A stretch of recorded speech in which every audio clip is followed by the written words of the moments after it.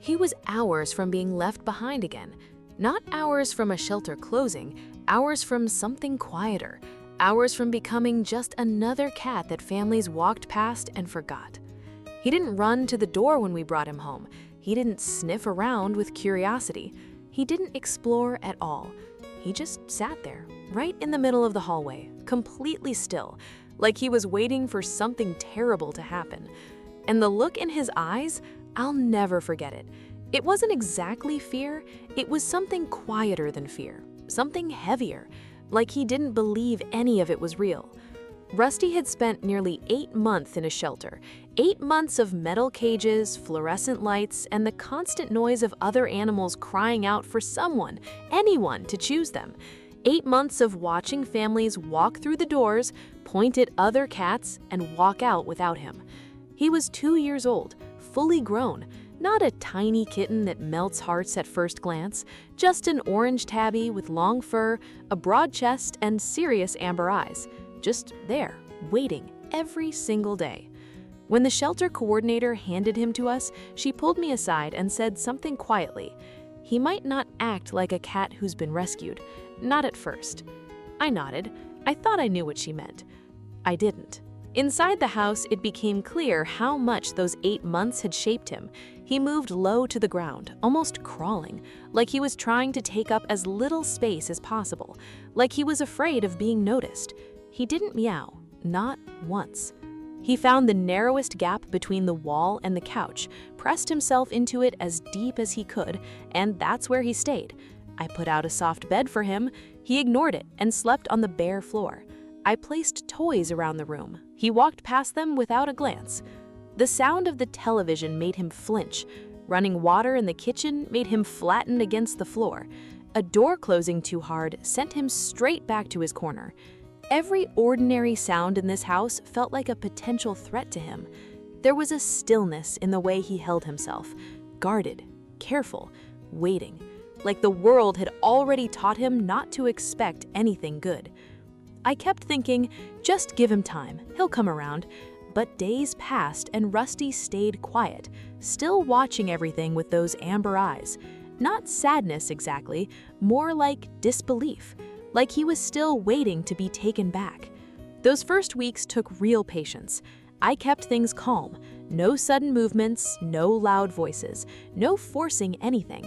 I'd sit on the floor near him, not reaching out, just being close, letting him decide what the distance between us would be. Some days, he didn't move toward me at all. Some days, just barely, that distance would shrink by an inch or two. But something in him wanted to try. You could feel it, a small, fragile want, buried under all that caution, something that hadn't been completely extinguished by everything he'd been through. If you've made it this far, you clearly care about stories like this. I'd love for you to stick around for more of them. Hit that subscribe button. It genuinely means everything. Around week 3, Rusty did something I wasn't prepared for. I was sitting at my desk. I work from home, so he'd already gotten used to the rhythm of my days, and then I heard a quiet sound behind me. I turned around slowly. He was standing upright, not crouching, not sitting, standing on his hind legs, back pressed against the wall, front paws folded against his chest, looking directly at me, like a little person, like he was trying to say something he didn't have the words for.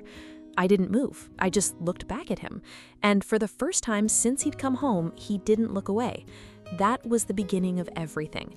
From that moment on, something shifted between us, slowly, quietly, but unmistakably.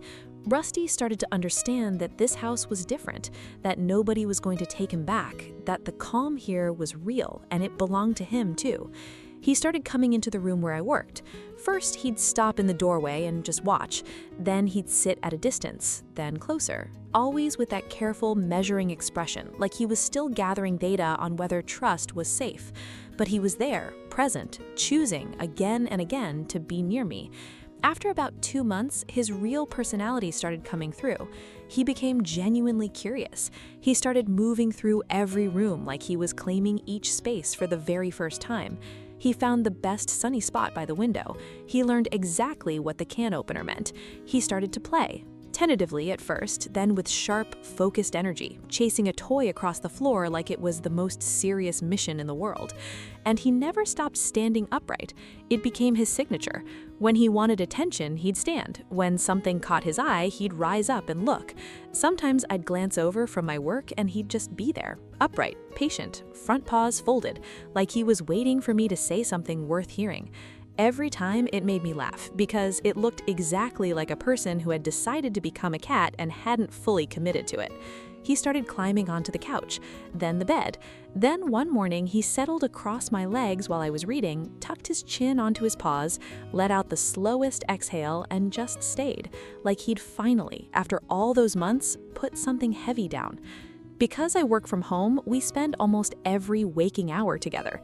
That constant presence built something real between us. He knows my routine, he knows when I'm stressed before I do. He'll come sit nearby, not demanding, not pushing, just close enough to let me know he's there. That quiet company changes something in you without you realizing it. One afternoon, I took him out onto the balcony for the first time. He stepped carefully out, whiskers working, ears turning like small radars. Then a breeze came through, just a small one, and his eyes went wide and bright.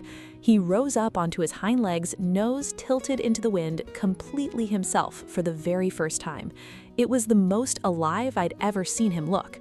Watching him like that, I thought about how close he'd come to never having this, how many families had walked past his cage, how many mornings he'd spent waiting, hours from being forgotten again with nobody ever coming back.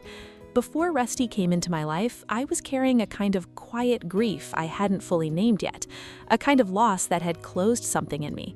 I hadn't understood how much I needed something to show up for every day until he was there, standing at my desk, front paws folded, watching me work. Like simply being present was the most important job in the world. He didn't fix what was broken in me, but he changed the air in this apartment. He changed something deep in me, something I don't think I ever could have reached on my own. There's a feeling I still can't fully explain, like he came into my life at exactly the moment he was supposed to. If this story meant something to you, please share it with someone who needs to hear it today. Some stories are too important to keep to yourself. And if you're thinking about adopting, remember this: they don't always arrive healed. Sometimes they come still carrying everything. Be patient, be steady, just be near them. Because the love a rescue cat gives you once they finally believe you're truly safe reaches something that nothing else ever can. So here's the debate I keep coming back to. Do you think rescue cats bond deeper because of what they've been through, or do you believe every cat loves the same no matter where they started? There's no wrong answer. Tell me what you think in the comments.